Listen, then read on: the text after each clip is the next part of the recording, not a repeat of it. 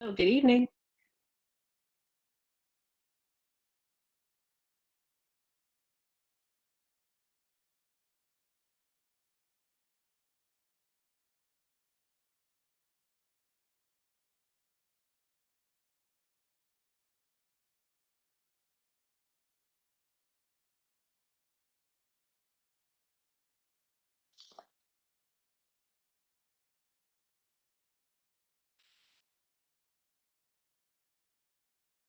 Good evening.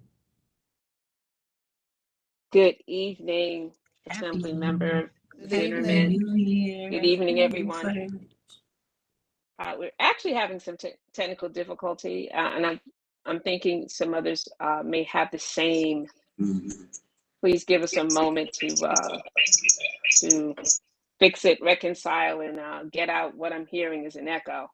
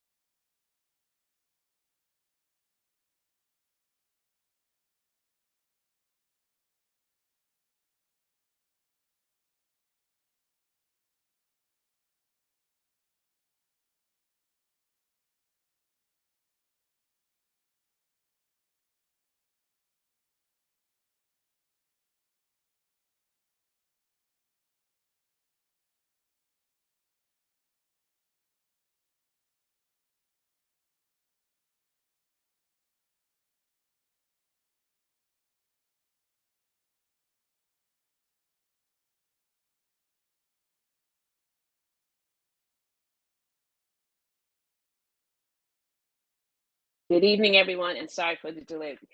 We had some technical issues. Welcome, Happy New Year to you. This is our first CB8 meeting for the new year, and I'm so glad that you're here with us. So we're going to just get right in until we have a roll call, and we're going to start with. Um, First, I want to just we're going to do the roll call later, but we want to also acknowledge our elected officials and or their representatives.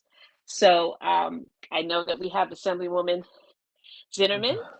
Hello, how are you? I'm doing wonderful. How are you? Happy New Year to all. Good to be back.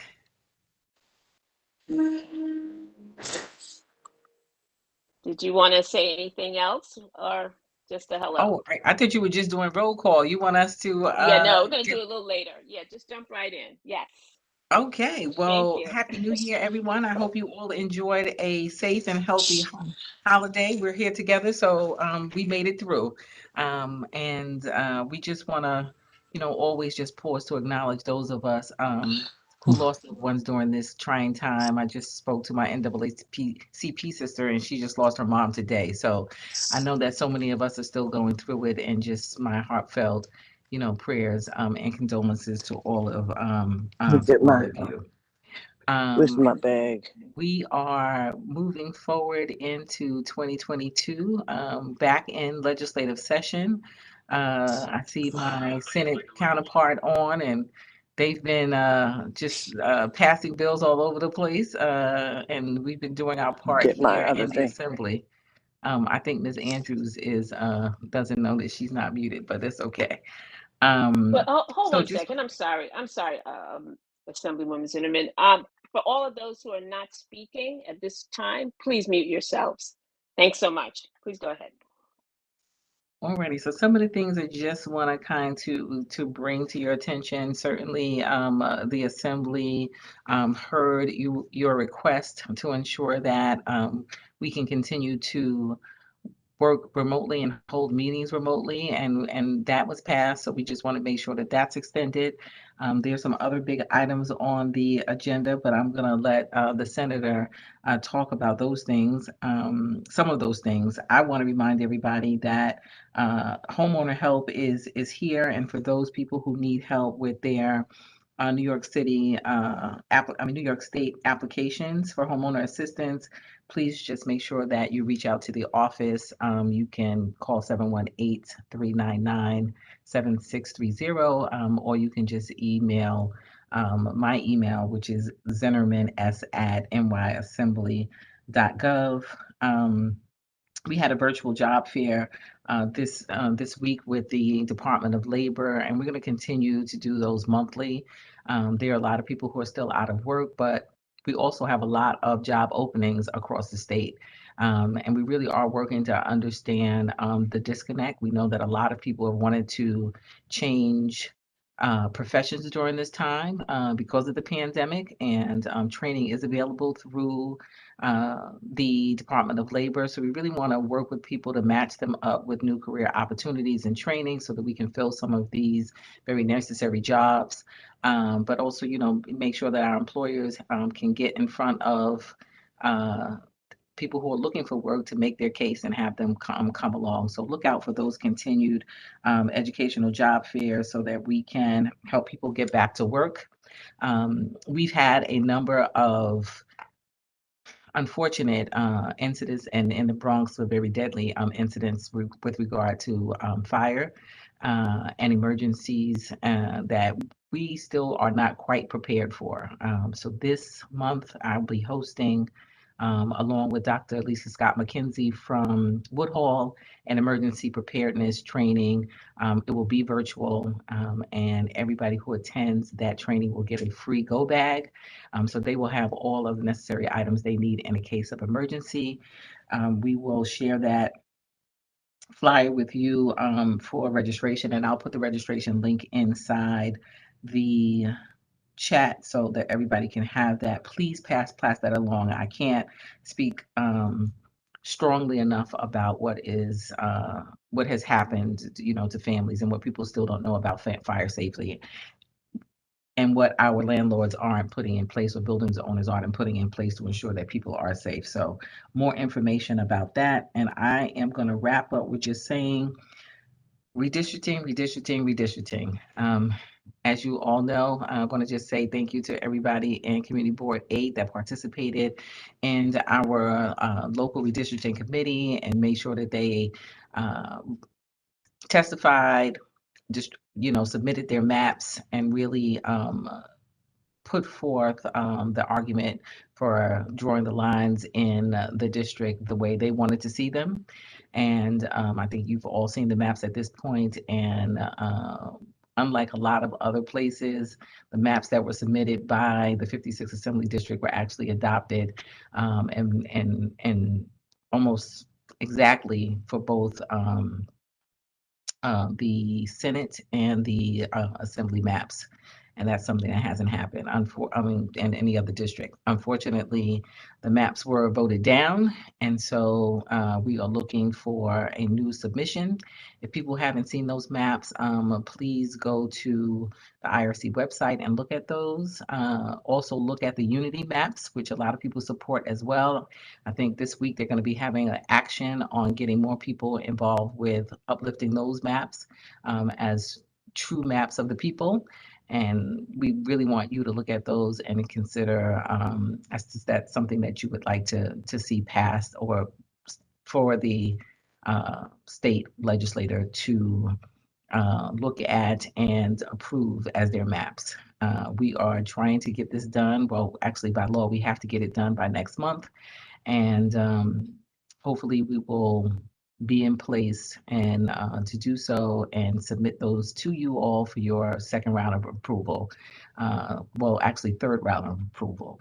And we really want you to give your feedback on what those maps look like this third round. Just because you've testified before and just because you either are in support of those maps or not in support of those maps, please, please, please don't give up. We really want you to raise your voice and stay connected to this process until it is done, because it is very important for the future of our community as we look at the next period towards the next census in 2030.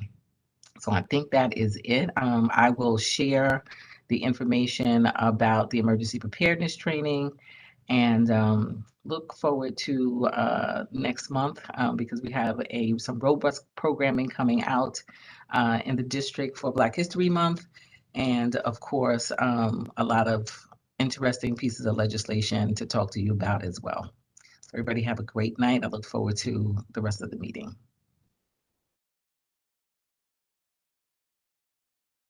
You're muted, Ms. Weatherspoon. Thank you so much, Assemblymember Zitterman. I just want to remind you and everyone else that has information to please send it to the district office and it will be distributed. Thank you. Senator Brisport, welcome. Thank you, Madam Chair, and Happy New Year, everyone. Great to see you all. I'm going to share my screen. Okay, I think doing this right. I'm always used to Zoom, so I think it is sharing right now, and you should be able to see. So I think Assemblywoman covered some things that I had in this already, so I can do a little more quickly. But yes, remote meetings have been extended. This latest round, we tied it to the state of emergency. So essentially, whenever the governor decides the state of emergency is over, that is when the extension of remote meetings would conclude. So this current one we're in now is until January 25th.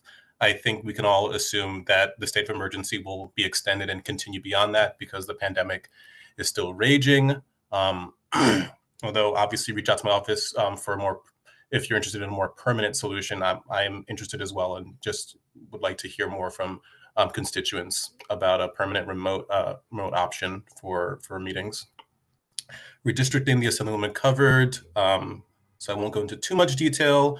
We are near the end, and we're actually running ahead of schedule. So if you look at those last two dates, January 15th was the date for the commission to submit the maps. They submitted it on the 3rd, and like the Assemblywoman said, the maps were voted down this past Monday.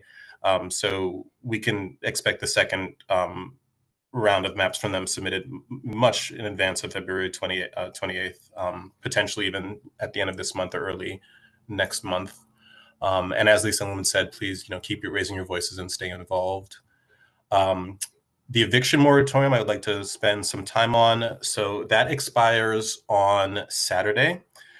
And for tenants concerned about a eviction, the ERAP portal has been reopened. It was closed in November. It has been reopened. If you apply your application while it's pending, you are protected from eviction. And also a reminder that the legislature passed the Tenant Safe Harbor Act, meaning that a judge cannot issue an eviction order against you, excuse me, for any non-payment throughout most of the pandemic, essentially from March 2020 through January 15th of this year. They can issue a money judgment, but not an eviction order based on not paying your rent for that time. So we have those two in place to protect you. If you have any concerns, please reach out to my office or the Assemblywoman's. The few legislative priorities that I wanted to share with you, the first two you see are from my office. The first one would guarantee free childcare to all parents throughout the state of New York and also raise wages for childcare providers. The second one you see would divest the statewide teachers' pension fund from fossil fuels. It is a climate bill. And then the next three are other bills that I feel very passionately about. The New York Health Act to bring universal health care to all New Yorkers, build public renewables to allow public construction of renewable energy to move us off fossil fuels quickly, more quickly, and good cause eviction to bring greater tenant protection and rent stabilization to more people throughout the state of New York. In the district, upcoming, we have received 1,000 home rapid test, and 1,000 KN95 masks from the governor's office. We'll be distributing them at a few places throughout the district. Dates and times TBD in the coming weeks. And as always, for any questions, feel free to reach out to me. At my email is brisport@nysenate.gov. And if you would like to get updates from our office more regularly, you can go to bit.ly/SD25-updates. Thank you, and stop sharing. Okay. Thank you, Senator Brisport, for that information.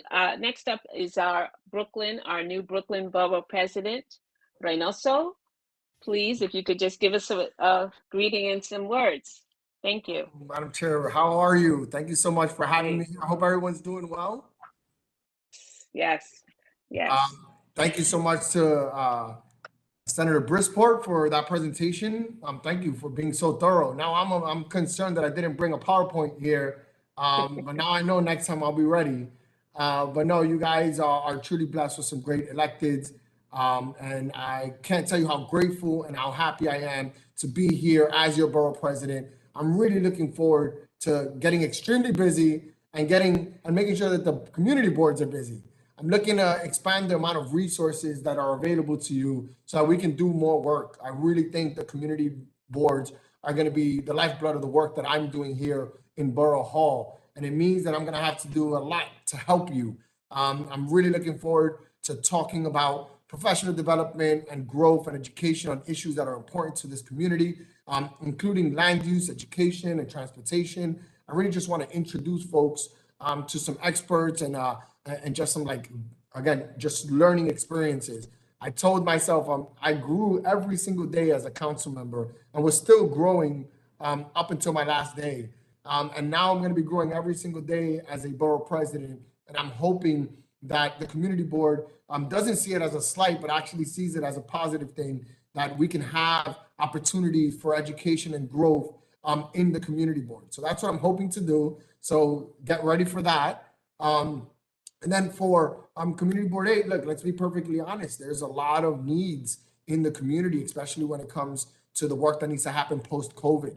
And I want to make sure that you know that there's a priority, database-driven work in my office. So I'm going to be where the needs are. I'm going to be where the people need me.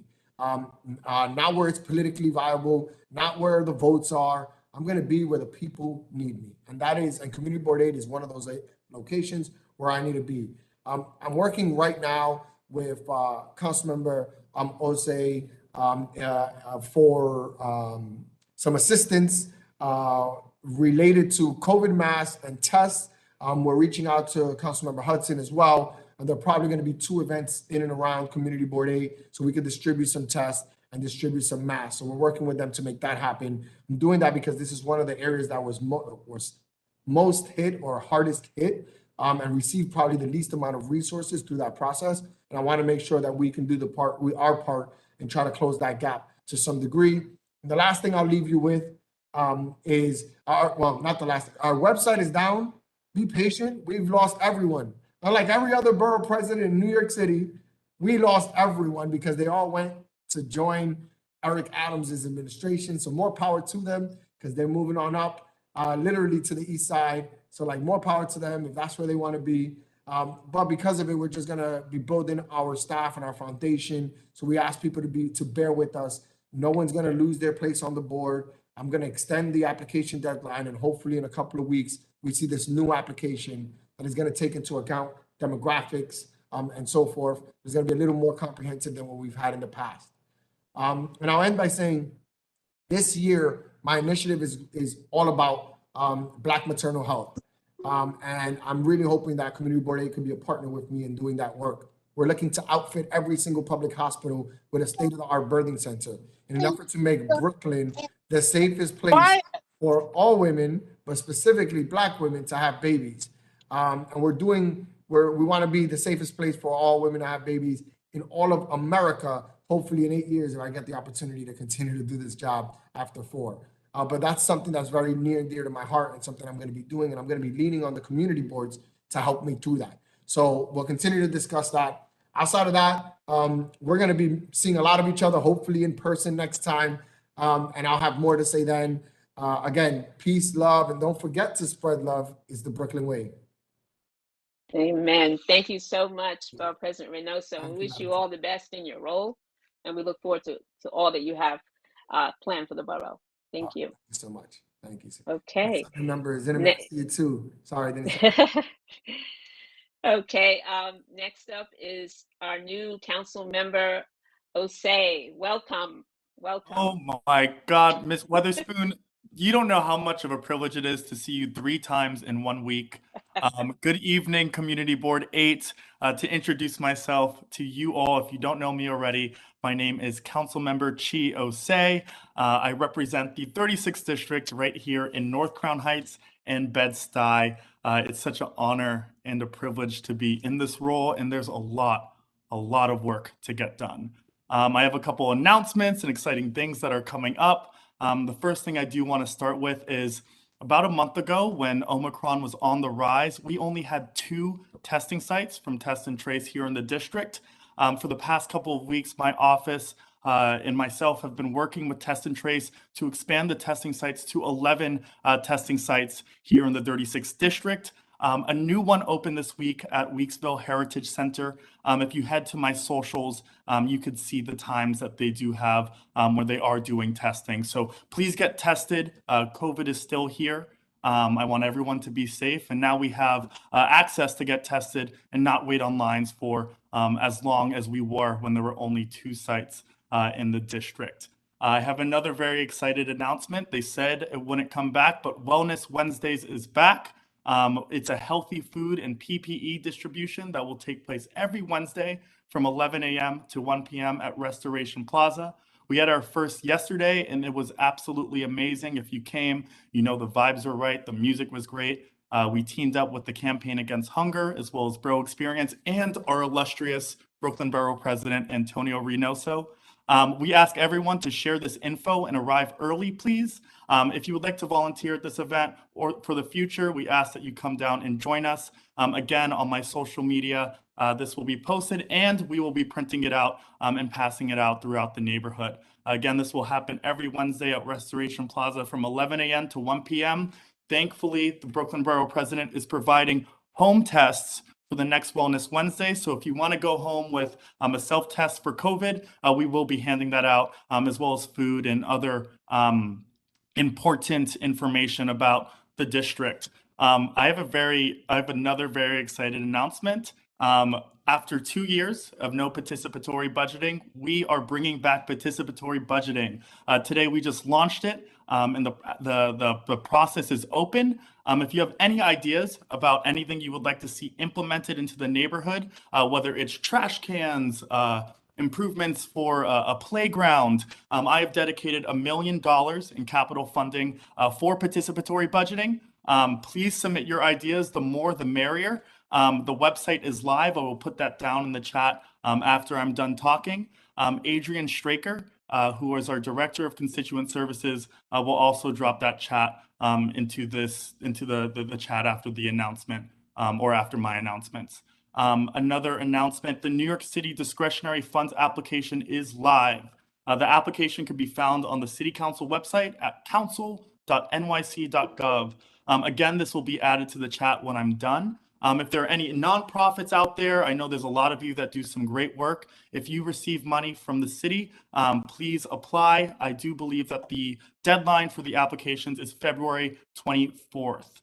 I do want to put this on everybody's radar, but we set up a program last year called Homework Helpers. If you have any children in kindergarten to 5th grade, we've teamed up with Congresswoman Ocasio-Cortez to provide virtual tutoring sessions for these students.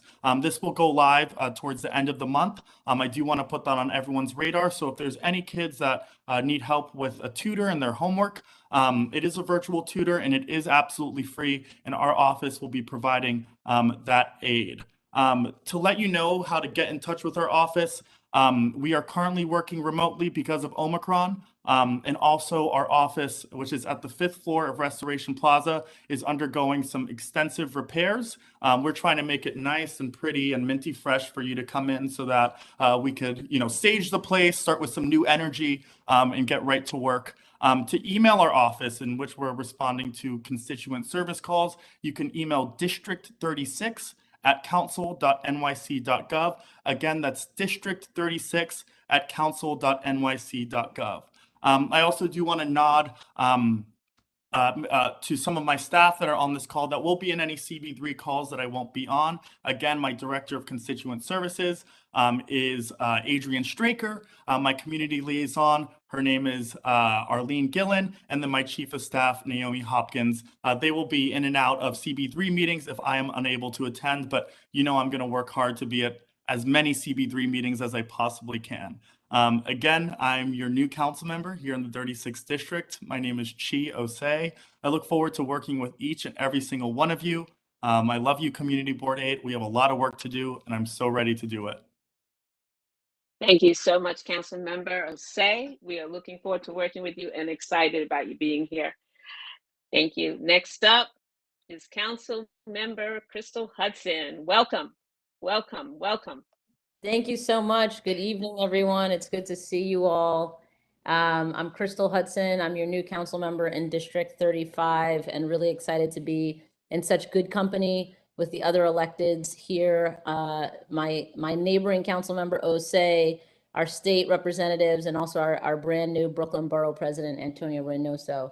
A couple of the announcements I had have already been shared, which is great. It leaves me less to say. But for discretionary funding, I will just let you know that we're going to be hosting 3 informational workshops for anyone who has received funding in the past or is looking for funding for the first time. Those will be on January 24th, February 1st, and February 2nd at 6 p.m. And once we have the flyer, we'll be sure to send that around and share that information with you. I also just wanted to share information about the Home Energy Assistance Program. If anyone needs help paying for their heating bills this winter, you can use this program to help with some assistance. You just have to apply by March 15th, and I'll make sure I drop the links in the chat in just a minute. And then just lastly, I wanted to mention Councilmember Osei and I and a couple of our other colleagues met with the governor on Sunday.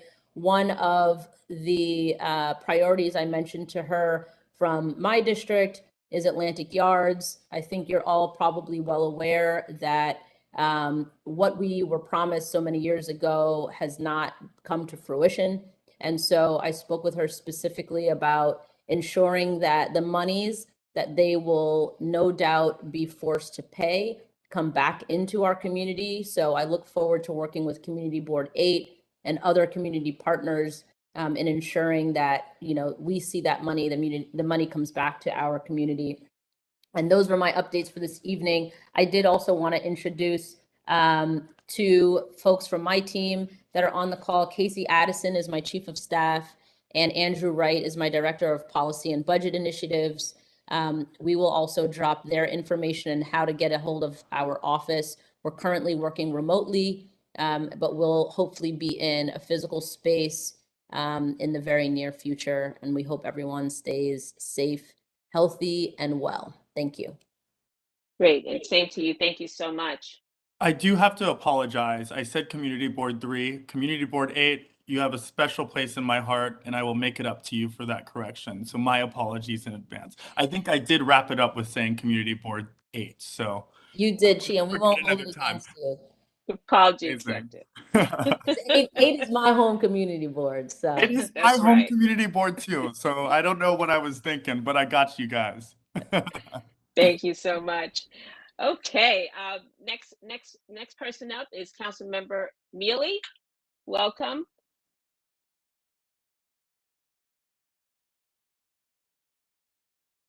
Hi, good evening. I don't think the council member is on tonight. Is she on? I'm here as her staff. Okay, and Do you what's your see, name, do you please? see, the council member? Because I don't want to speak No, unless she's not here. what's your name? I think you're Hi, I'm representing Arno her. Lipkind. How are you? Good evening. Nice to see you. Good evening. Same here. Yes, I'm- please. Welcome. Thank you so much. I'm having a little difficulty hearing you, but I'm gonna try to go for it. First I say Okay. good evening and wish everybody happy New Year. We're still at the beginning of the year and we're looking forward to a much better 2022. And especially health-wise, we hope that we're going to see things get better, only better from here on in. We are hearing that there'll be more testing kits. I feel like we're in a much better place now than we were in 2021. And I'm looking forward to working with we are looking forward to working with all our electeds to do the best we can for our constituents in many different ways. So we are still onboarding staff, but we're excited to start the year serving you. Our office is open at 400 Rockaway. We have the same office that our predecessor had, 400 Rockaway in Brownsville.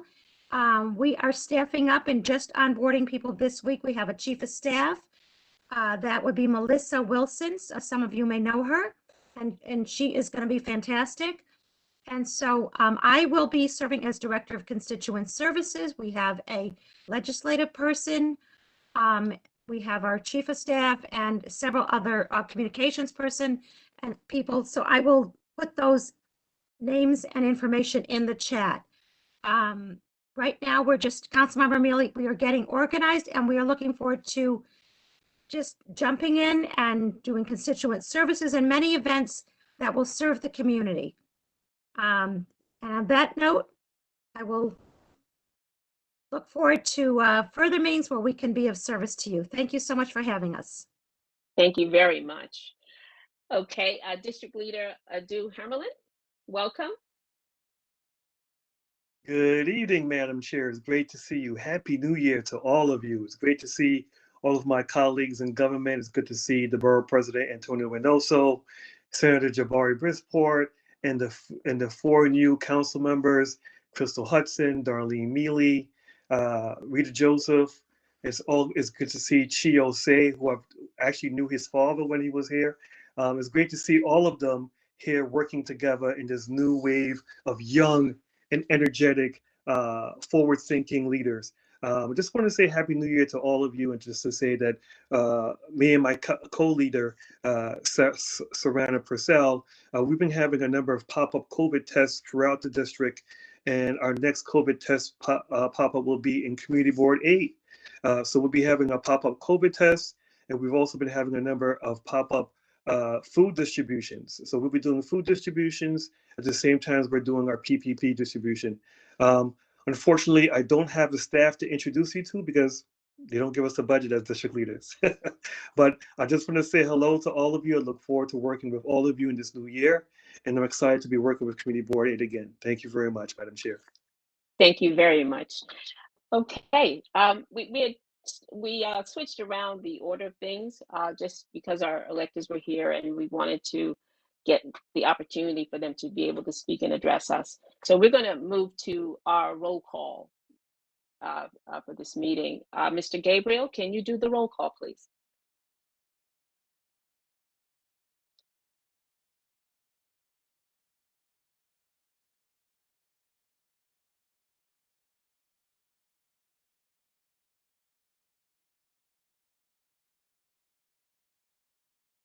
Mr. Gabriel?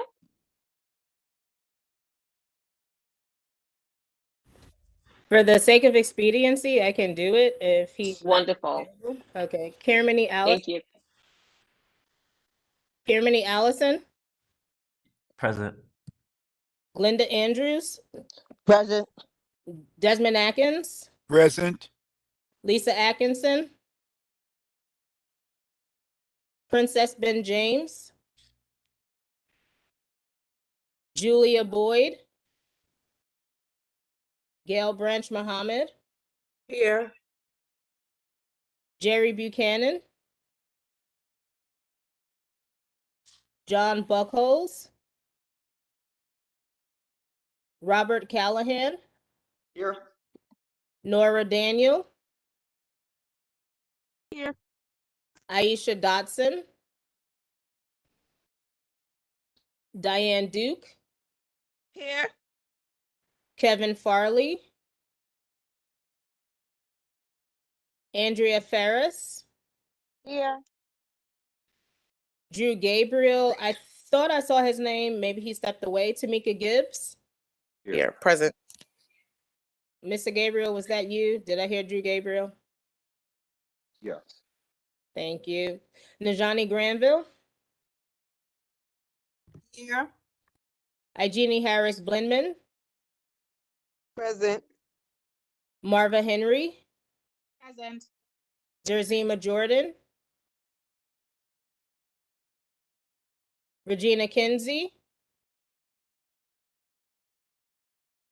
Francis Langley, Sarah Lazar. Here. Thank you. Murray Lemaine, Elaine Mahoney. I think my birds are counting some people as present. My apologies. Quasi Menza, Here. Calvis Mickelsteins, Here. Alicia Nocenzo, Present. Fiora Ortiz, Present. Robert Puka, Yaya Raji, Here. Celine Rosado, Brian Saunders, Audrey Tate Hall, Mark Thurton,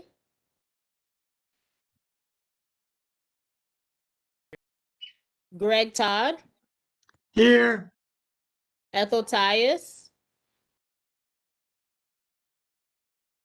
I thought I saw Miss Tyus. Miss Tyus? I am here. Thank you. Thank you. Gib Vaconi, Here. Eves Villas, Kimberly Watson, Here. Irsa Weatherspoon. Here. I know Miss Weatherspoon is here. Sorry. Sharon Wedderburn, Here. Robert Witherwax, Here. Deborah Young. I'm here. Thank you. And Vilma Zuniga. Here. Thank you. We do have a quorum. I will confer with Michelle to see if I missed anyone or if anyone did not unmute and say present. I believe Thank you, Ms. Ms. Jordan Smith. is here also. Yes. My apologies, Madam Chair. I just want to say that I also want to recognize the Assembly Member Stephanie Zinneman. I did not recognize her earlier. Thank you. Thank you. All right. Who was the last person that we said was here? Ms. Jordan. Ms. Jordan, yes, thank you. Okay, Lisa great. Atkinson is here. Great, thank you. Okay, wonderful. So we're gonna move on. Madam Chair? Yes. Unfortunately, I'm hosting a meeting at 7, so Okay, so we thank you so much for coming by. Thank you. We look forward to seeing you again soon. Okay. All right, so I want to make a motion. I'd actually like to call a motion to accept the minutes of November and December of 2021. May I have a motion, please? I make a motion that the minutes be accepted. Second. Greg.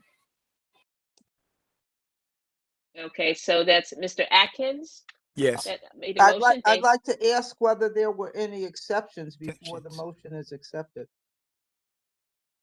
Any exceptions? Hearing none.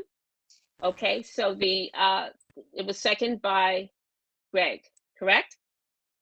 Correct. Thank you so much. Okay, can we have a roll call, please?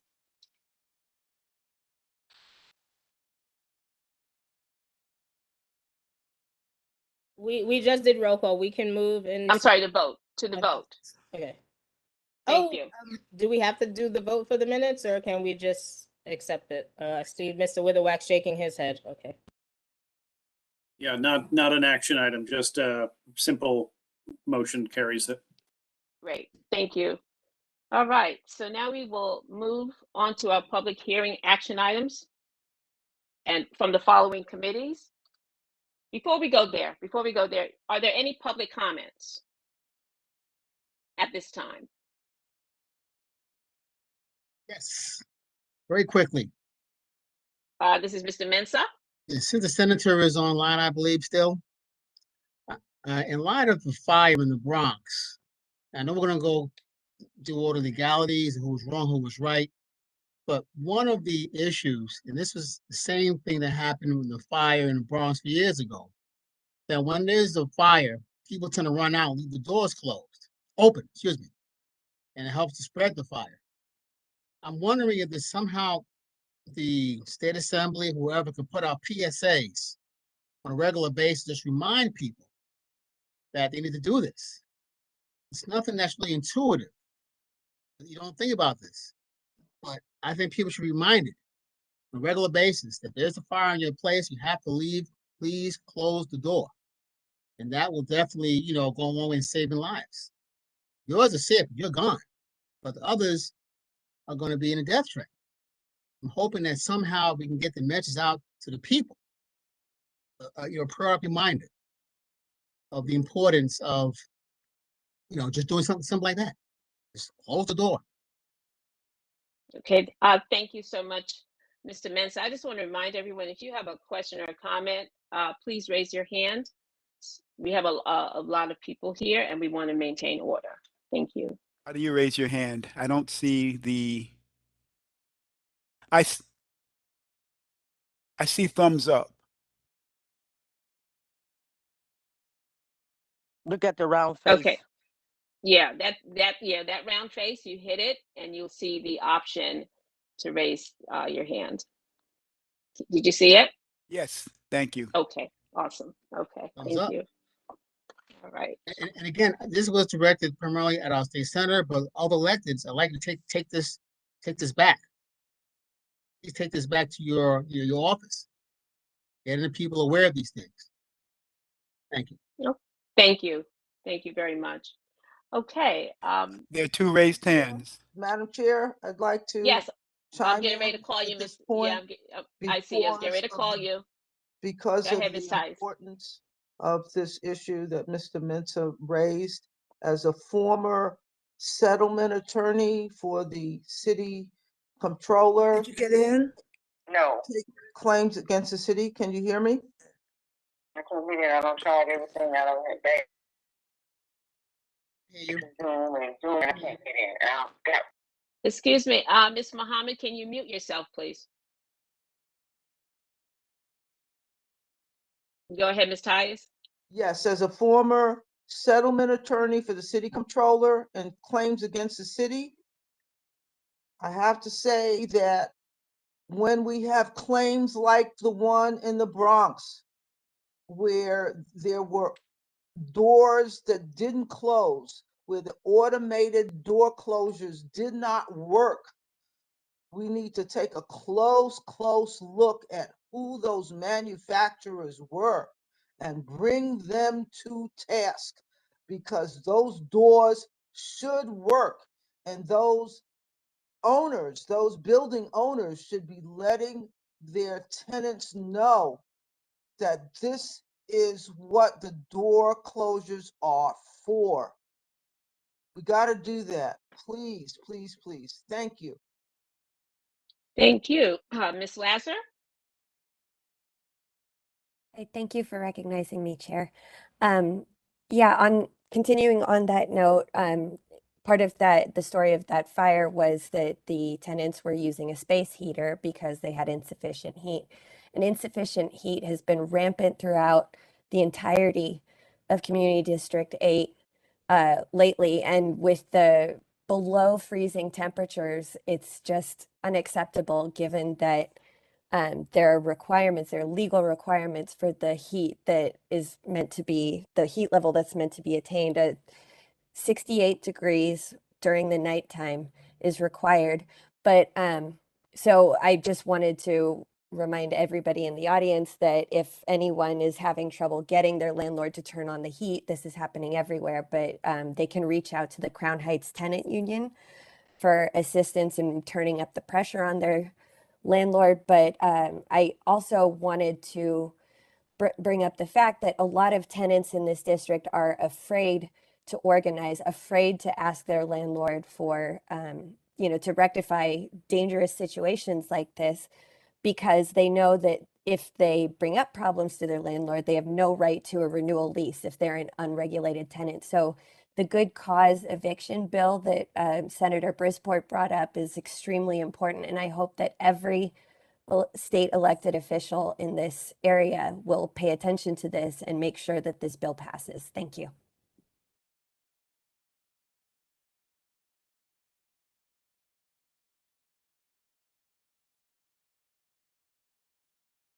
You're muted. Unmute. So much for the information, Ms. Lazar. I'd like to also now call Ms. Gibbs.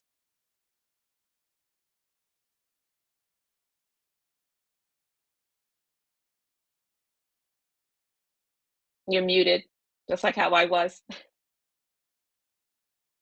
Start again. Good evening, everyone.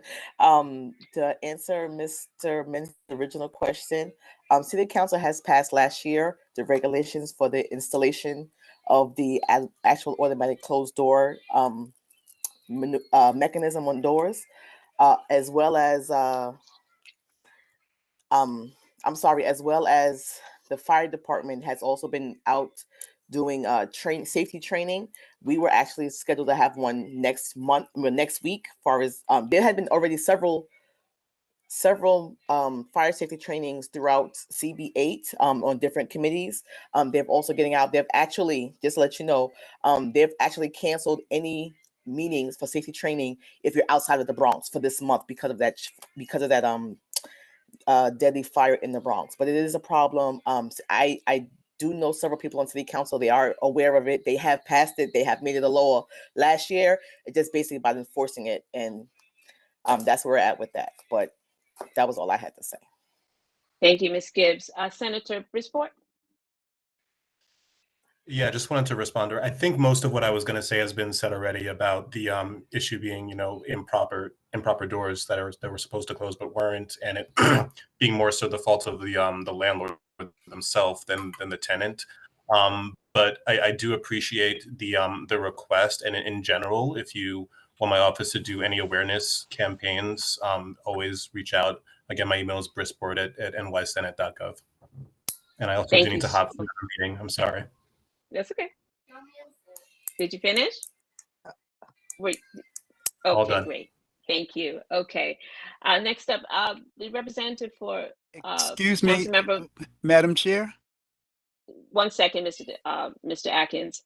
I just want to speak to the representative of Darlene Mealy's office. Did you have something to say again? Or is your Yes, I'm hand sorry, just... I forgot to mention that we are collecting, regards to the Bronx fire, we're collecting clothing, toiletries and canned goods. So please feel free to let us know whatever you have. Our office has plenty of space for anyone to drop anything off. We're open from 9 to 4:30.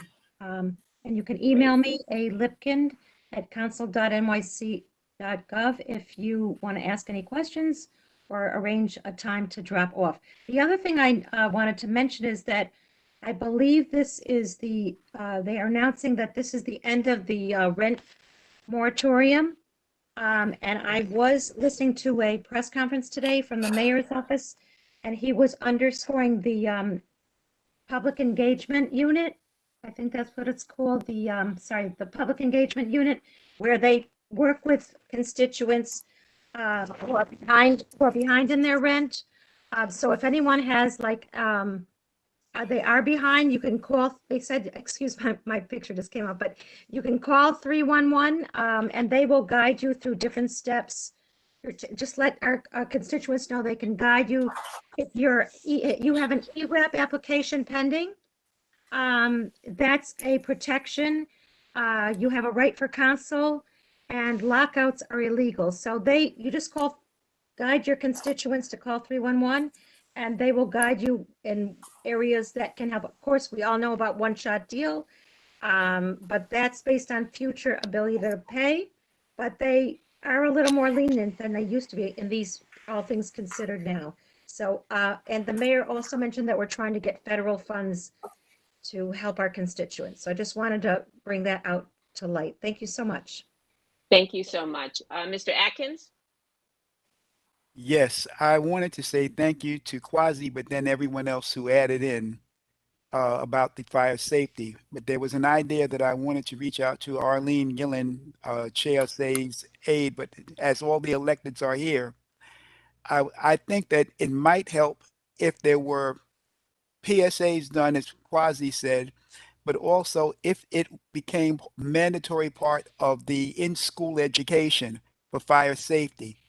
The same way how you have fire drills in schools, that it be made part of a state mandate or a city mandate so that children would be able to have fire safety taught to them, because they are the ones that people might think would be leaving doors open, but very often they are the best reminders of their parents about what should be done in the case of an emergency, because their minds are more focused.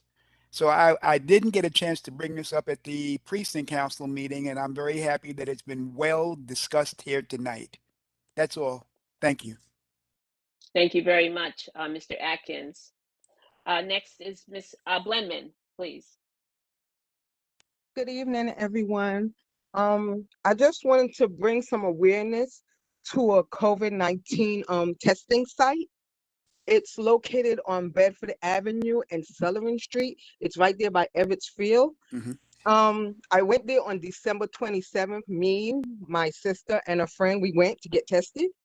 And they took our information. They made a copy of my driver's license, my sister's driver's license, and my friend's driver's license. And we took the PCR test and everything. And we never got our results. And when I call, they're saying it's still not processed. We're now, January 13th, and it's still not processed? So something is not correct with that at all. And some other people have gone, and they still have not given them their test results. So something really needs to be looked into as far as that goes. Because I turned around, and all of us ended up going to Marcy Plaza by Restoration. We got our test within 2 days, our results in 2 days. So I don't understand what's going on there. So I just wanted to bring some awareness and for the elected officials to really look into that location of that COVID-19 exam site, the trailer. Which location was it again? It's on Bedford Sullivan. Avenue and Sullivan, right there by Ebbets Field. Mm-hmm. Is it a New York City Health and Hospital site? I don't think so. I don't think so either. I would tell you that you should definitely look out for the health and hospital sites before anything else. I'm hearing a lot of reports, not only of folks getting their test results 10 days, weeks after they got tested, but I'm also hearing that some of these alternative testing sites are charging enormous amounts of money just for a test. So I would trust the New York City Health and Hospital sites before anything else. And I did want to respond, Desmond, I didn't get your last name, so my apologies for being informal. But that is definitely something that my office can look into in terms of an awareness campaign about fire safety. I do want to say that another part of my work in response to the Bronx fire will be taking a deep look into a lot of these landlords, not the mom and pop small homeowners, but these landlords that have, over 100 apartments that have not done the maintenance that needs to be done so that these fires do not happen. There were many complaints to the landlord from the residents up in Tremont. And this is something that is a common thread here, both in North Crown Heights and in Bed-Stuy. So we need to put our foot down, and we need these landlords to truly do the maintenance that they should be doing so that we could keep our tenants safe so that these fires do not happen. But in part, we will definitely do our due diligence on working with the FDNY as well as the new mayor on expanding some fire awareness programs, and hopefully that's a great idea. And working with the Department on Education about implementing some fire training. I remember in elementary school, stop, drop, and roll. I bet we could start teaching close the door too. So thank you for raising that point. Thank you so much. Okay, we have a few more people. Karen Gray.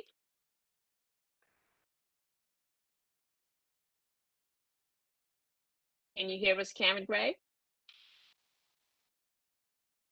Okay, we're going to move on to the next person. Perhaps you'll have another opportunity. You have a hand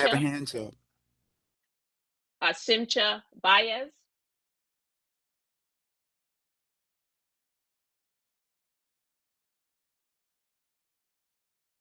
Next, Gib Vaconi, and then Ethel Tyson. Thank you. Hi, everybody. Good evening. I just wanted to make a brief announcement that the coalition known as Brooklyn Speaks, that has been working on advocacy to make the Atlantic Yards project accountable towards public commitments, is hosting a series of public engagement events with the intention of helping to create a new community vision for the future of development at the site. We believe that the site is nearing an inflection point where the developers will ask for renegotiation of the project plan and perhaps the project agreements, and that this is the right moment to press for the benefits that have been promised to the people of Brooklyn for the last 18 years. So we had an event last night that focused on urban design. Actually, several people who are here tonight came to that event. It was very well attended. And we're going to be having 4 more over the next, or 3 more over the next 3 Wednesdays, January 19, 26, and February 2nd. You can find out more and register for them at the Brooklyn Speaks website by going to brooklynspeaks.net/crossroads. That's brooklynspeaks.net/crossroads. And you will see links for registration for each of those sessions, as well as a link to the videos and an interactive site where you can comment on what was presented and discussed last night. So thank you all very much. Thank you so much, Mr. Vaconi. Ms. Tyus? Thank you. I want to return to fire safety. Again, I go back to my history as a settlement attorney for the city controller, and I've seen these fire safety claims before. Automatic door closures.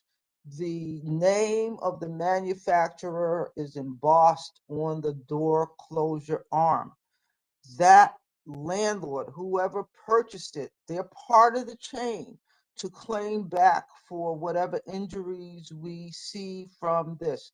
But it's that manufacturer. And I say this because I got a $1,500 bill from DEP for a water meter that didn't work.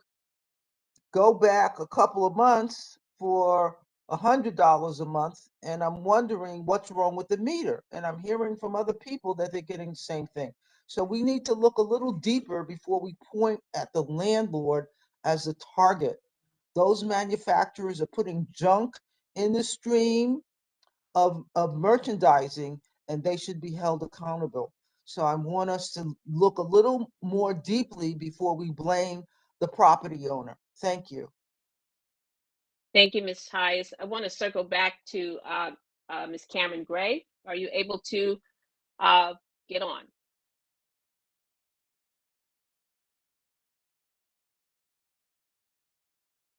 What about Simcha Baez and Mayan Zik?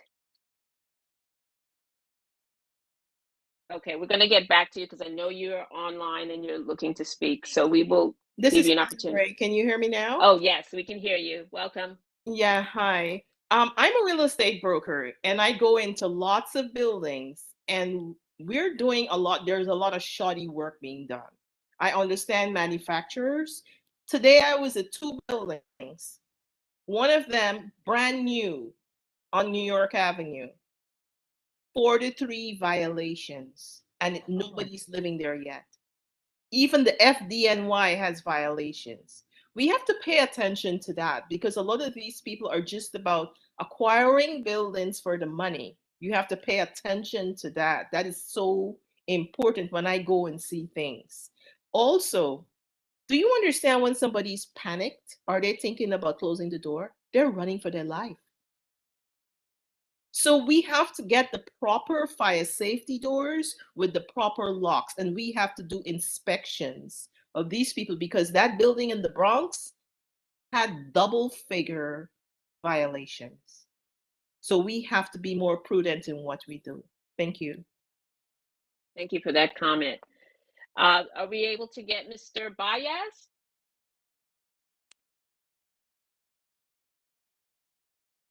Mayan Zink, excuse me. Okay, so when you're able to come on, we will. Miss Baez. Miss Baez, Sorry, hello. I couldn't unmute myself. I'm That's my okay. own Zeke. I don't know if you can hear me. I can hear you. Oh, Miss Okay. Zick. Okay. Okay, wonderful. All right. Hi, hi everyone, Mayan Zeke here. I'm part of One Crown Heights and the coordinator for One Crown Heights. Recently over the summer, we had a very successful festival in Brower Park. It was very lovely. And so we hope to continue doing more events throughout the year. And we want to partner with you guys. If you have any events coming up, we'd love to partner with you. You can contact me at Mayan at MAAYAN at onecrownheights.com. And we'll go from there. And we can also, if you have any events coming up, we can also promote them in our communities and on our social pages. And so I just wanted to let you know that that resource is out there and we're here to help you and support you in whatever you're doing. And go team. Okay. Wonderful, Ms. Zick. Thank you for that resource. Are we able to get Simcha Baez? Yes, good evening, everyone. I'm calling on behalf of Repair the World. We're a nonprofit organization that's on Nostrand and St. John's, and we're kicking off our Martin Luther King weekend of service. That is a lot of service opportunities that you could get out to volunteer in Martin Luther King's honor this weekend. We have people going to Imani Garden, Brower Park, 2 events in Brower Park with Miss Marva Brown, the Brooklyn Children's Museum, and many more across the city. You could sign up at werepair.org, and we look forward to seeing you there. And if you ever need volunteers for anything, you could contact me at simcha.baez@werepair.org, or if you ever just want to talk, I'm happy to talk. Thank you. Thank you so much. Okay, so now we're going to move into our public hearing items from the following committees. First up is the Executive Committee. The Executive Committee, CB8, met virtually on Monday, January 10th, 2022 via WebEx. The committee discussed the expiration of the governor's executive order suspending open meetings law, which is set to expire January 15th. The committee voted unanimously, to send a letter to Governor Hochul to extend the executive order suspending open meetings law through June 2022 to allow for the option of virtual meetings. So as we've heard from Senator Brisport, that has been extended at this time to the 25th. So we're just hoping that we will get a further extension, that the governor will sign off on it. So we still have our letter, but this was prior to getting this new information.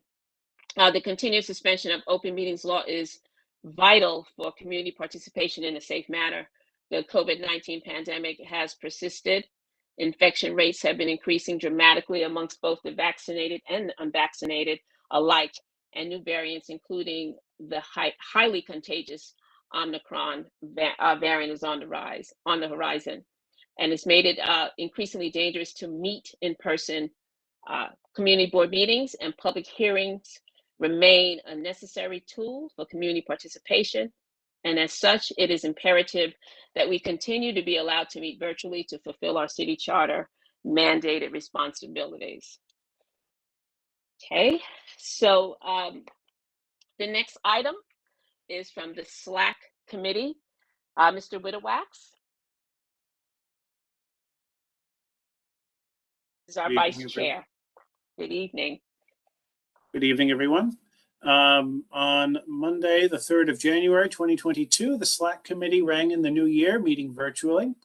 We discussed the following 3 applications. 1, a renewal and corporate change application for Branded Cattle Saloon at 603 Vanderbilt Avenue, the corner of Bergen Street, for a full license with a sidewalk cafe. The committee voted unanimously with 16 in favor to support the renewal and corporate change application in hopes that the full board supports its recommendation. Do we want to take these individually, or should I read them all 3? Could you read them all 3? All of them? Thank you. Fair enough. The second application was a renewal as well for Beer Wax at 556 Vanderbilt Avenue on the opposite corner of Bergen Street. A full license that includes DJ, live music, recorded music, and patron dancing. The committee voted 13 in favor, 1 opposed with 1 abstention to support the renewal application in hopes that the full board supports its recommendation.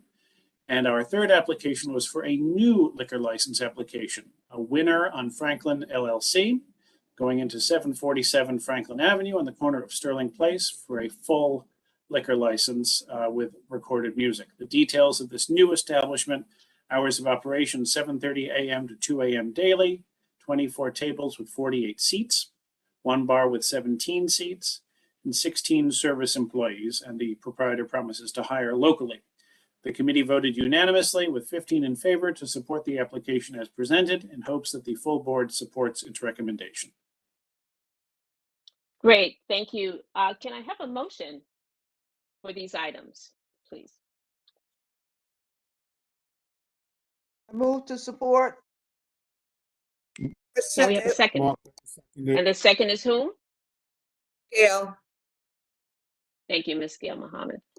Okay, can we have a roll call, please? The vote. Thank you.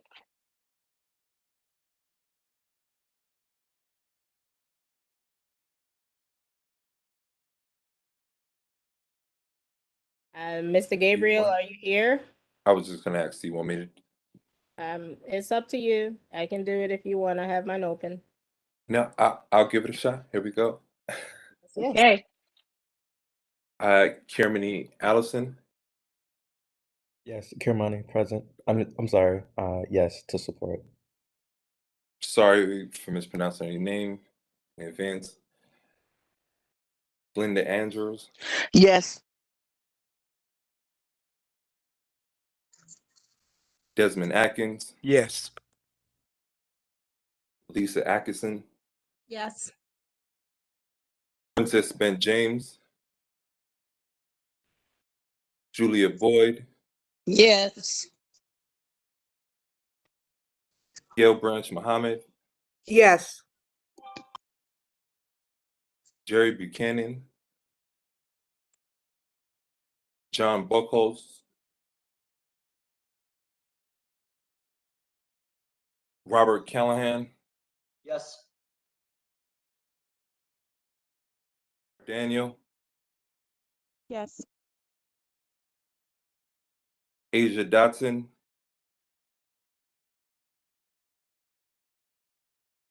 Diane Duke. Yes. Kevin Farley. Andrea Ferris. Drew Gabriel. Yes. Tamika Gibbs. Yes. Where's you Dransville. And then. Jeannie Harris Fleming. Yes. Last week. Barbara Henry. Yes. Zermani Jordan. Present. I'm sorry. You meant yes. Yes. Yes. Thank you. Regina Kinsey, Yes. Francis Yes. Langley. Thank you. Francis Langley, Sarah Fraser. Oh, did you mean Sarah Lazar? Yeah, Sarah Lazarus. My I apologies. vote yes. Langley was trying to respond. Did you get, Ms. Langley was trying to respond, so we might want to go back to her. Yes. Thank you.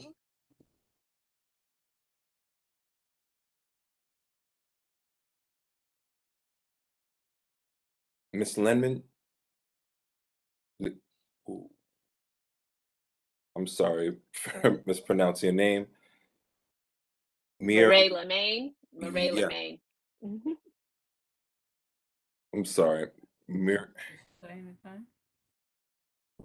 Elaine Mahoney. Quasi Mensa. Abstain. Calvis Mickelstein. Steen. Yes. Mickelstein's. You got it right. Thank you.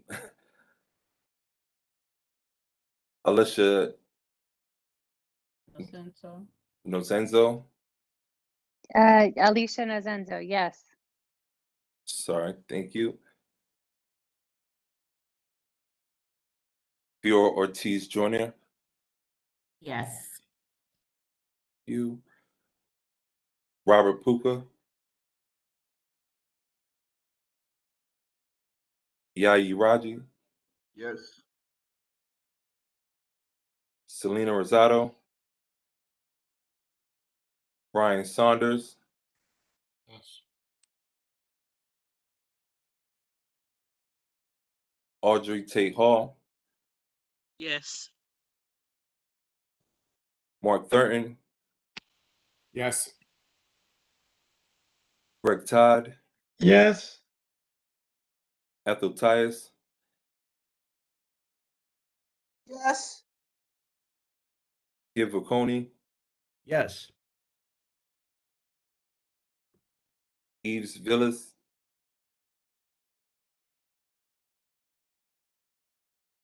Kimberly Watson.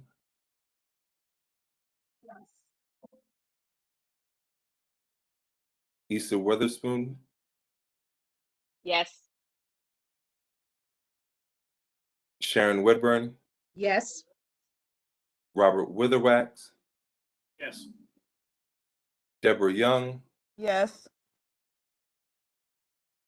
Vilma Zuniga. Yes. A few Ms. people I didn't hear. Granville, did you record a vote? Yeah, I didn't hear Ms. Granville And Ms. Ferris? Yeah, Ms. Ferris. She didn't hear me? No, Ms. Granville, what's your vote, please? My vote is yes. I didn't know that you didn't hear me. Thank you. And Ms. Ferris? I said yes, Ms. Ferris. Thank you. Jeannie Lemon Harris. Yes. Thank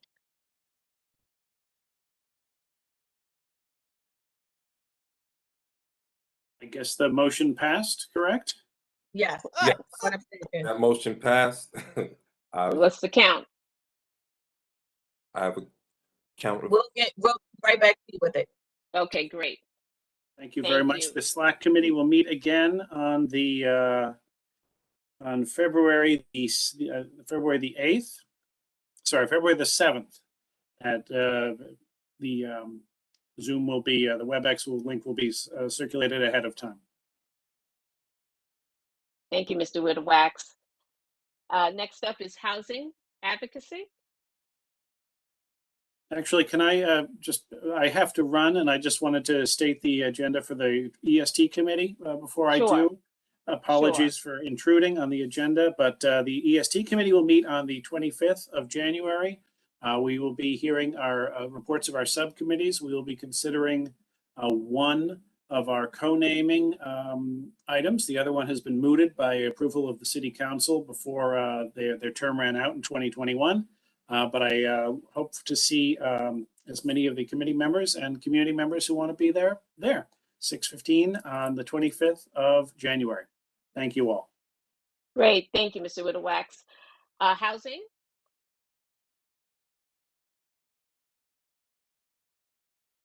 Ms. Najani Granville, housing?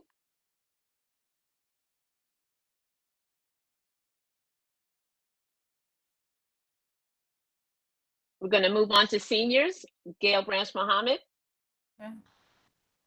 Yes, good evening, everyone. The senior committee met the first Wednesday in December. We had Jackie from Grandma's Hands come out, and she told everyone about her agency and some of the things that they do. We also discussed some health issues with our seniors. There were a few that needed booster shots, and I did receive a call from one senior, and we arranged for her to get a booster at Brooklyn Children's Museum. Our next meeting is the first Wednesday in February. We're looking to see if someone can come out and or come online and talk about something that has to do with Black history. So we're putting something out in the air, and if you have anyone that you think that could do a brilliant presentation by phone to interest our seniors, we look forward to hearing from you. So thank you. Thank you, Ms. Mohammed. Next up is Ms. Andrews for Parks. Good evening, everyone. The Parks Committee met on January the 4th via a virtual meeting. And the tree lighting was very successful on December 8th, along with the gift giveaway that was sponsored by the Crown Heights North Association and Carnegie. And they also had the Lantern Walk, which also successful in December. They already spoke about the Broward Park is going to be having a Martin Luther King celebration on January the 17th. They're going to be passing out hygiene packages starting at 9:30, and at 3 o'clock they're going to do a walk in the park. The St. John Recreation Center is working on a Saturday midnight program for young adults to play ball until midnight. So I will give you more information on that. They just wanted to mention that is coming down the pipe, and very soon they're going to start that program. And our next meeting will be February the 1st at 6:15 virtual WebEx. That's it. Have a good evening.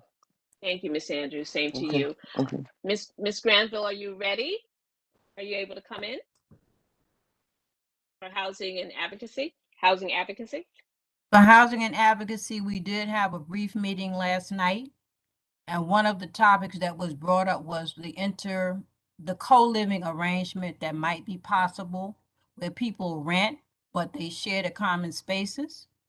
And some people think that might be a good thing for seniors to guard against isolation, and might also be a good thing for young people who are from out of town who really don't know anybody, because we keep hearing that a lot of young people are having problems with depression because they can't socialize the way that they once did during the pandemic. So it's something that might be an alternative for future housing. And we are going to be having a Mr. Agnati come out and speak to us, probably to the Land Use Committee as well, concerning a possible neighborhood rezoning and all that would entail. So I just wanted to put it out there because we're going to ask all members who were interested to come. You don't have to be a land use member or a housing advocacy member. It's open to everyone so that you can come out and hear what's being said and ask any questions that you might have. Thank you. Thank you so much, Ms. Granville. Next up is Mr. Thurton with Public Safety.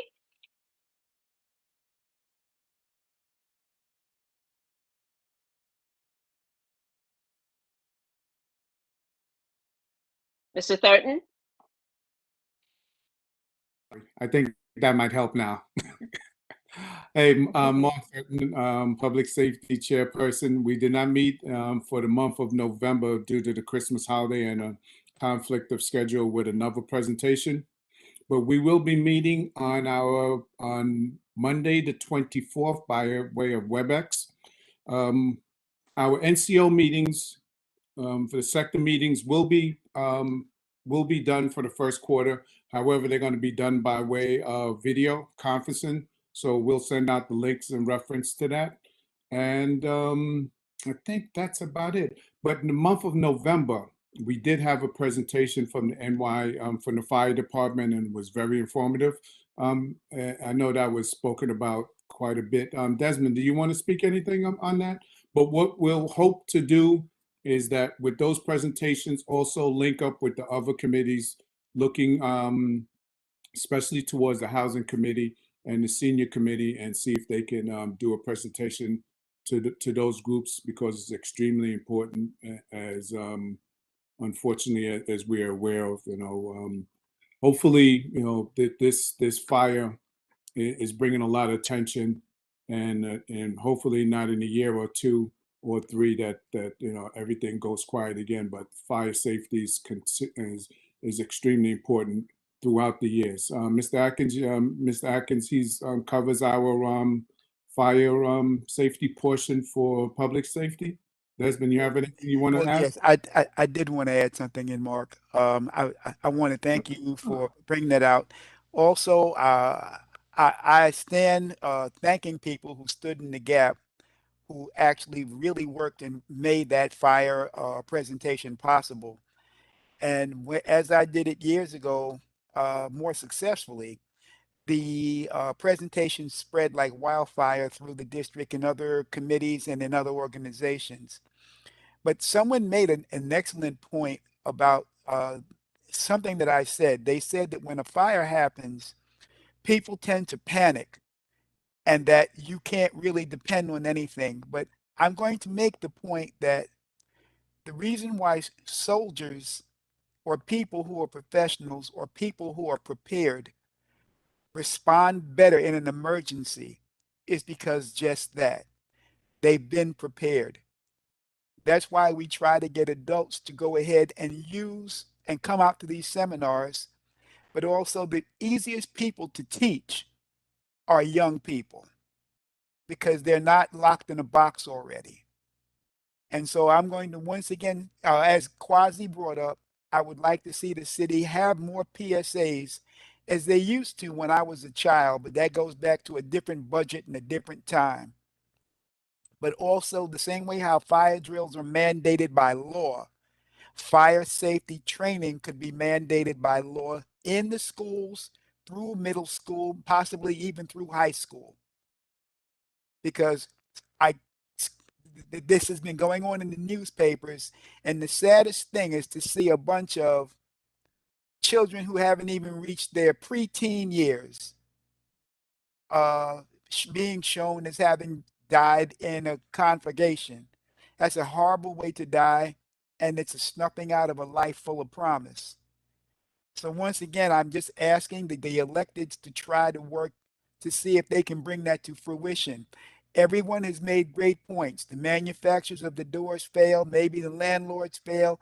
The people in the building didn't look out for one another. Could have been anything, but way too many people died. And there's never a time when you can't learn about fire safety. The presentation that was brought to us, and I thank Ms. Gibbs for that at the time, I learned about a hazard that was occurring in my house, and I passed it among my family. So, and I've been to several fire safety trainings, and when we did the parks, we used to have the fire van come out where you would walk through, and they would show you different examples of fire hazards and the things that could go wrong in a fire.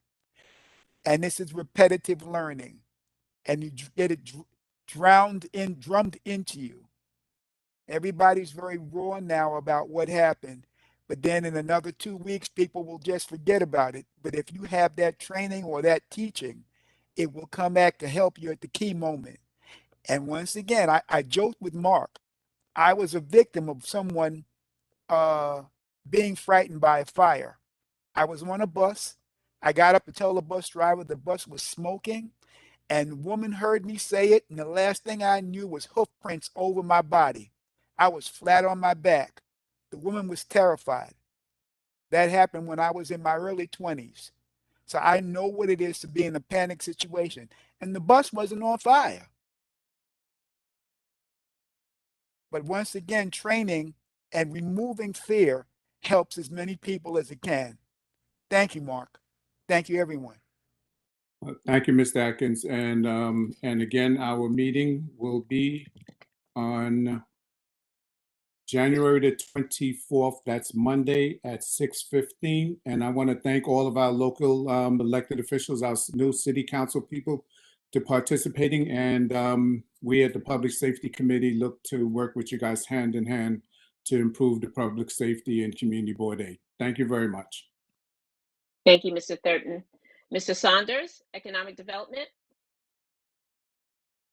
Good evening, everyone. And once again, Happy New Year. And on behalf of the committee, of the Economic Development Committee, and I'd like to thank all the members that committee members that we have.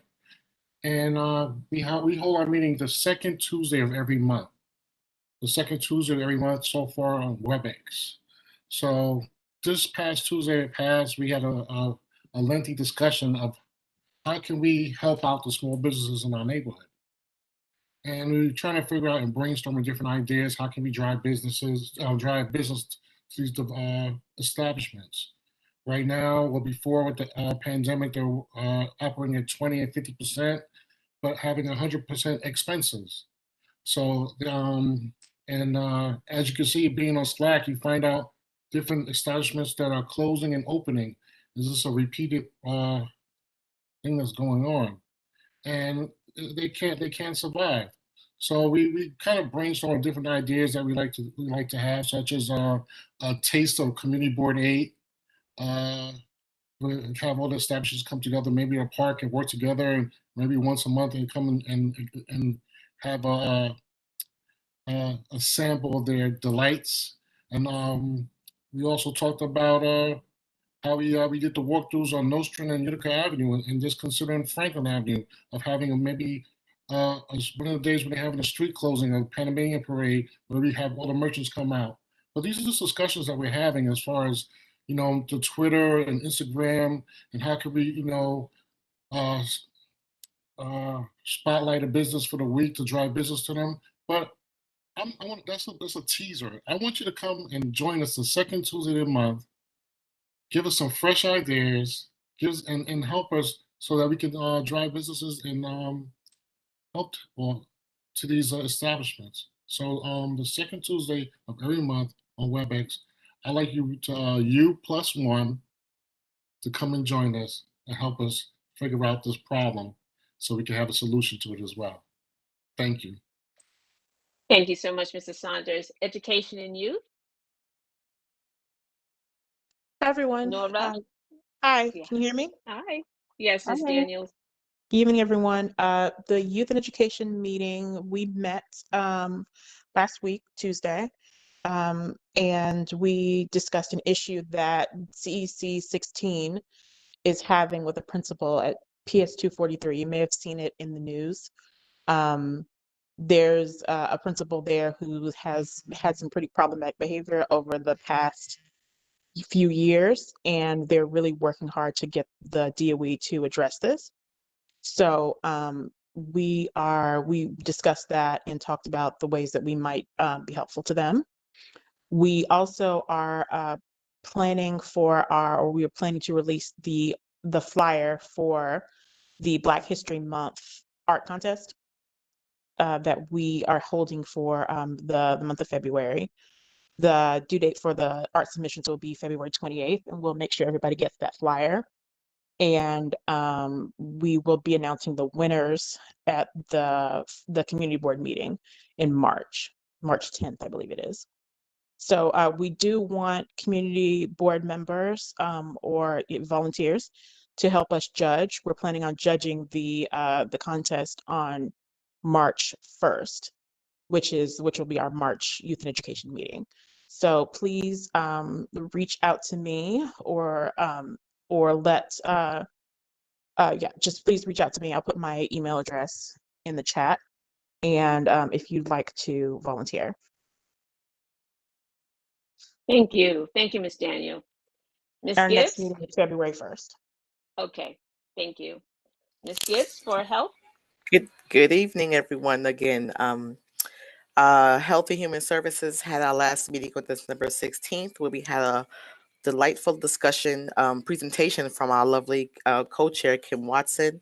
She's a licensed she's an LMSW. We discussed mental health amongst adolescents and children, specifically talking about DOE. That's the population she works with. Got a lot of information about how depression is working with inhibiting children pre-COVID and post-COVID.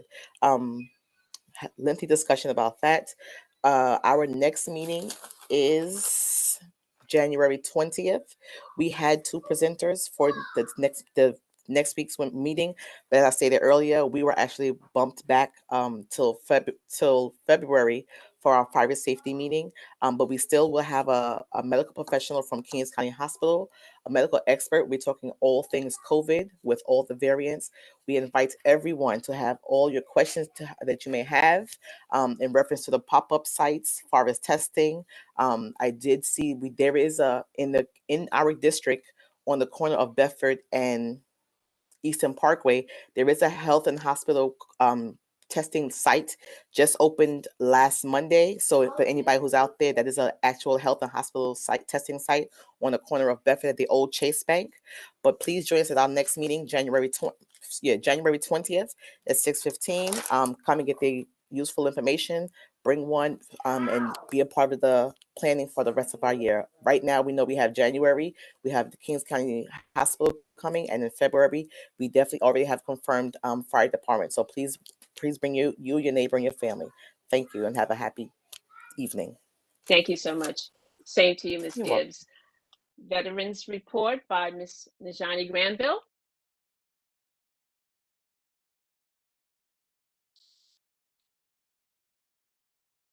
Ms. Granville? Can you hear me? Yes. Okay, sorry about that. The Veterans Committee will meet this coming Tuesday at 6:15. We do not have a speaker as of yet, which means we may not have one. But I welcome everyone to please come out. You don't have to be a veteran.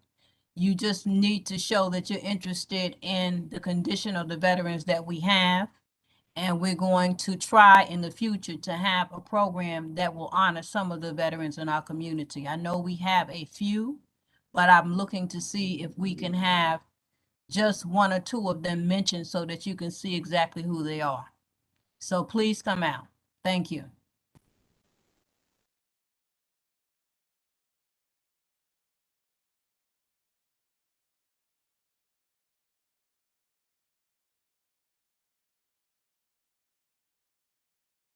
We can't hear you. We don't hear you. Thank you. Okay. Thank you, Ms. Gibbs. I try to keep it off so you don't hear me breathing, but I always forget to turn it back on. But yes, so land use met last week, and we had an application that was pulled last minute. So we weren't going to cancel the meeting. So we had a discussion, and I wanted to report that I have appointed Sharon Wedderburn as the new land use chair. And she will be contacting the committee, and we want to wish her well and welcome her. Land use meets the first Thursday of every month. So the next meeting will be February 3rd. And I want to remind all of the committees to please submit your minutes a week before the meeting. The district office, they work so busy, and we appreciate what they do, but they can't be receiving minutes last minute. They really need to be able to have that in hand a week before the board meeting. So that would be great if we can adhere to that. I thank you. We are here. Do we have any old or new business that we'd like to discuss at this time? We have a few minutes.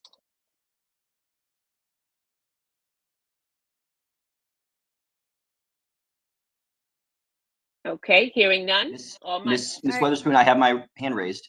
Oh, I didn't see you. And the others, you're probably in my other screen. Go ahead, Mr. Callahan. Yeah, I just wanted to, since we just talked about land use, I wanted to mention that we had the discussion that we had was about Ms. Hudson's, Councilmember Hudson's statement about the project on Atlantic Avenue.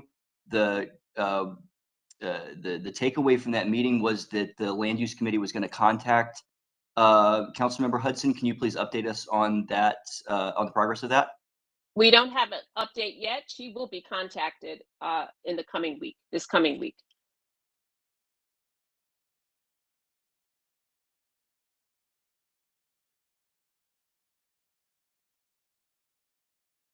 Any more questions or comments or business? I hadn't raised my hand, but I was wondering if Ms. Gibbs could repeat the location of the testing site that she brought up. I was gonna try to ask in the chat, but I couldn't find a question to answer with my Not a so- Not a problem, Sarah. It's a Health and Hospitals location testing site on the corner of Bedford and Eastern Parkway. It was the old Chase Bank that closed over the summer, but they're open. I believe they're open from 8 in the morning till 8 at night. I drive past it daily. It's pretty empty. I was very skeptical as well about the little pop-up sites. I wasn't doing those, but it is a health and hospital location on the corner of Bedford Avenue and Eastern Parkway, the old Chase Bank. Thank you for that. You're welcome. Thank you. Any other comments before we adjourn? Okay, hearing none, all minds clear. We will adjourn this evening's meeting and we will see you next month. Have a good evening, Good night. everyone. Good night. Thank you. You too. Good night. Okay, good night. Good night, all. It was a pleasure. It's Thank you, Adrian Ms. Stewart Jordan. signing Take off. care. Night all.